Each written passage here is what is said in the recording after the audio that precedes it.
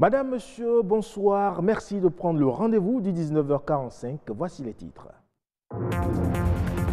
En plein cœur de Cotonou, certaines populations n'ont pas accès aux services d'assainissement de qualité. À Ladji et Vossa, l'assainissement et l'adoption des bonnes pratiques d'hygiène demeurent un luxe.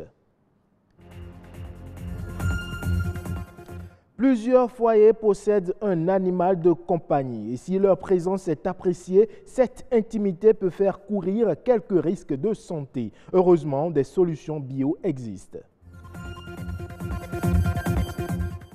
Les produits éclaircissants connaissent un essor inquiétant en Afrique et particulièrement au Bénin. La dépigmentation, aujourd'hui un effet de mode, présente des risques sanitaires.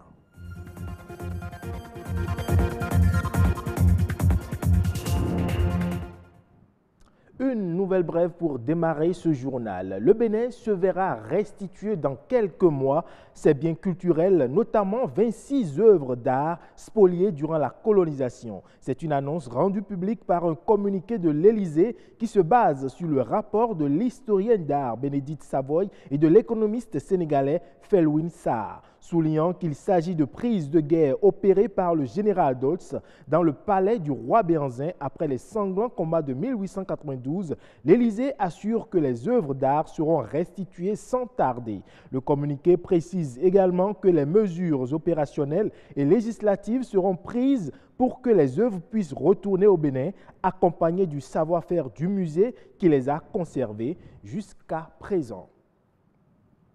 À Cotonou et plus précisément à Ladji et à Vossa, le nombre de latrines est insuffisant pour répondre aux besoins des populations. Les quelques-unes érigées pour desservir les habitants sont en grand nombre mal entretenues et dressent ainsi le nid aux microbes. Boris, Aïna et Christelle Tongodo ont fait le constat. Nous sommes ici à Ladji, le quartier le plus peuplé du 6e arrondissement de Cotonou.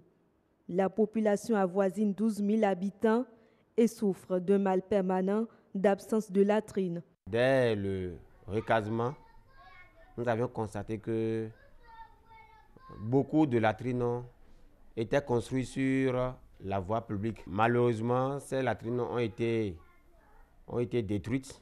Toutes les latrines ont été détruites. 3 latrines pour 12 000 personnes. Ainsi se présente l'état des lieux. Dans ces conditions, les populations sont obligées de trouver des alternatives pour répondre à leurs besoins naturels. Nous n'avons pas de latrine à Ladji. Déféquer est un vrai problème pour nous. Nous sommes parfois obligés d'attendre la tombée de la nuit pour aller à la selle et ensuite jeter l'emballage dans la mer. Moi, je suis dans une collectivité et dans ma maison, il y a 400 personnes.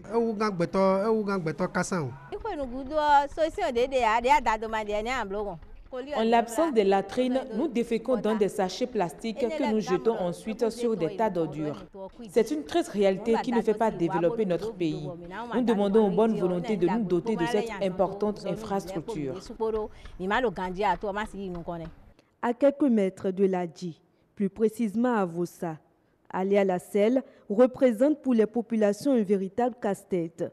La seule latrine érigée dans cette zone est fréquentée par près de 8 000 personnes. C'est donc avec acuité que se pose le problème de l'entretien des lieux.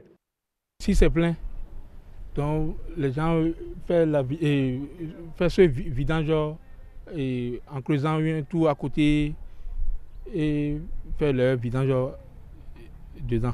On a toujours le domaine public qui est toujours là et on cherche les ONG ou les autorités compétentes pour nous aider pour faire un autre latrine.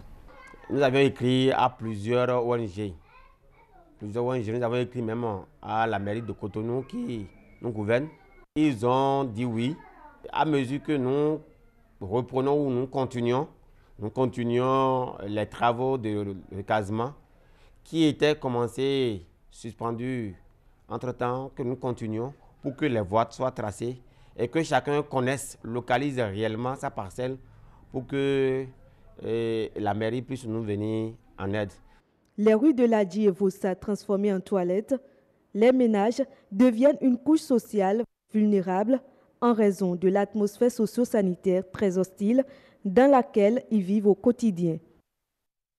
La cohabitation entre les humains et les animaux est une pratique très courante dans nos sociétés. Fidèles compagnons, ils font même partie de certaines familles.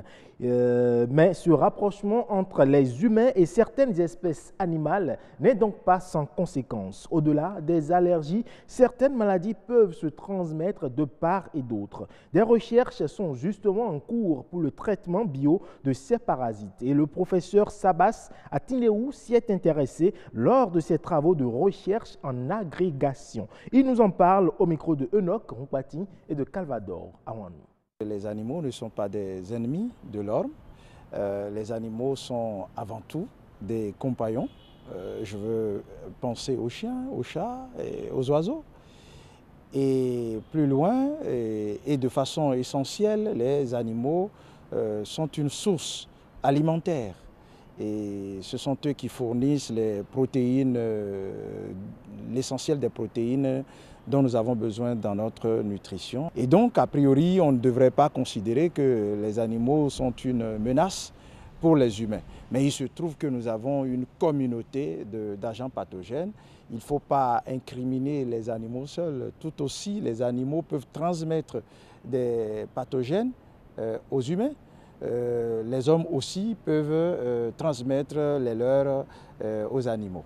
Et donc, en termes de risque, il y a vraiment risque lorsque on ne connaît pas les mesures à prendre pour se protéger contre certains parasites que nous avons en commun. Ce sont les risques sanitaires et il y a la science vétérinaire qui est fondée dans la mission de protection des humains qui doivent consommer des produits alimentaires d'origine animale. Et ces risques, si nous irons en détail, c'est que certains parasites peuvent se retrouver dans la viande, dans le lait ou dans le sang des animaux et à l'occasion de la consommation alimentaire de ces produits, de ces denrées d'origine animale, l'homme contracte ces parasites-là et peut donc développer des maladies parasitaires. Le contrôle de ces maladies relève de la compétence du vétérinaire pour ce qui concerne les animaux. Mais lorsque l'homme contracte la maladie, il sera pris en charge par les médecins. Et pour ce qui concerne donc la prise en charge des animaux souffrant de parasitose, eh bien, nous avons conventionnellement des médicaments appelés antiparasitaires. C'est des vermifuges, c'est des antiparasitaires communs qui sont sur le marché, mais dont l'efficacité est de plus en plus soumise à des controverses. Il y a de plus en plus un regain d'intérêt dans l'exploitation des recettes endogènes basées sur les plantes médicinales que nous avons.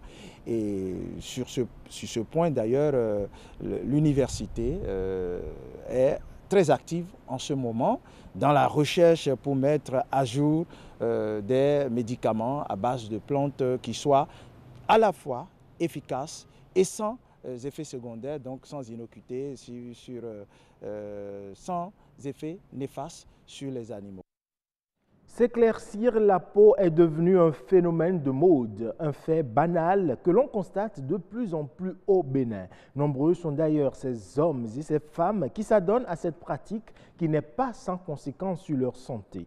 Quelles sont les actions, risques et conséquences de la dépigmentation? C'est signé Sylvania Chanou dans ce reportage. En Afrique subsaharienne, il est fréquent de rencontrer des hommes et femmes aux couleurs de peau artificielles. S'éclaircir la peau est donc devenu un phénomène banal. Malheureusement, ça a été popularisé par la musique. Des stars de la musique congolaise se sont dépigmentés la peau et parce qu'il y a un phénomène d'identification vis-à-vis de nos stars et en plus un problème d'aliénation vis-à-vis de nous autres membres du peuple, eh bien certains ont copié, ont été dans une logique de mimétisme par rapport à cette logique et se sont aussi dépigmentés la peau. L'obsession de la peau claire est telle que les femmes se font des gommages à l'aide de produits toxiques. Elles perdent ainsi le pigment naturel qu'est la mélanine. Cette aliénation, cette logique de la dépigmentation ne pourra venir qu'à partir du moment où il y aura un travail qui sera fait sur nos identités, qui sera fait sur nos populations, sur notre psychologie, sur notre amour de notre couleur de peau, sur notre amour de notre patrie, sur notre amour de nos terres. Pour les femmes, la dépigmentation est essentielle pour plaire aux hommes. Cependant, la plupart des hommes rencontrés disent apprécier la femme naturelle. Moi, je regarde la femme de beaucoup plus naturelle, d'apparence, et maintenant je regarde ce qu'elle a dans la tête. Quand tu commences, à un moment donné, lorsque vous lâchez, vous allez constater que votre peau commence par devenir multicolore ou multiforme. Cette pathologie prend également le nom de vitiligo. Le désagrément est essentiellement esthétique avec toutes les conséquences sociales que cela suppose. Ici, nous assistons à l'apparition de taches blanches sur les pieds, les mains, le visage, les lèvres ou toute autre partie du corps de l'individu. Les mélacocytes, cellules responsables de la couleur de la peau, disparaissent. La dépigmentation est alors plus ou moins importante et les taches de taille variable. Vous avez donc des complications infectieuses, vous avez la gale, vous avez des complications parasitaires, vous avez des complications bactériennes, vous avez des complications virales, vous avez des complications de tous les types. Vous avez en plus de ça des troubles pigmentaires, vous avez des peaux donc alors qui sont noires, qui sont décolorées, vous avez des problèmes d'ochronodésogènes qui sont liés donc alors au fait que la peau se brûle, liés donc alors au fait qu'il y a un manque de mélanine et donc les rayons ultraviolets vont brûler la peau. Et vous avez d'autres types de problèmes tels que l'hypertension artérielle, tels que le diabète, tels que les problèmes donc surrénaliens. Et vous avez également des retards à la cicatrisation lors des césariennes. Les conséquences de la dépigmentation peuvent être mortelles. L'individu décapé peut être sujet à un cancer de la peau. Lorsqu'on utilise de la cortisone, que ce soit par voie orale, que ce soit par voie locale, lorsqu'on utilise de l'hydroquinone, lorsqu'on utilise des sels de mercure, lorsqu'on utilise de l'eau de javel, lorsqu'on utilise du crésil pour se dépigmenter la peau, à long terme, dans 5, 10, 25 ans, on peut déjà avoir donc des cancers cutanés. Les cancers cutanés, ce sont en fait donc alors des multiplications qui sont des multiplications anarchiques des cellules kératinocytaires qui font l'épiderme. Et donc on peut l'avoir et c'est des complications à long terme. Il faudra que le Bénin aujourd'hui se rapproche du Rwanda, qui est l'un des pays en Afrique subsaharienne où il y a le plus faible taux de dépigmentation possible.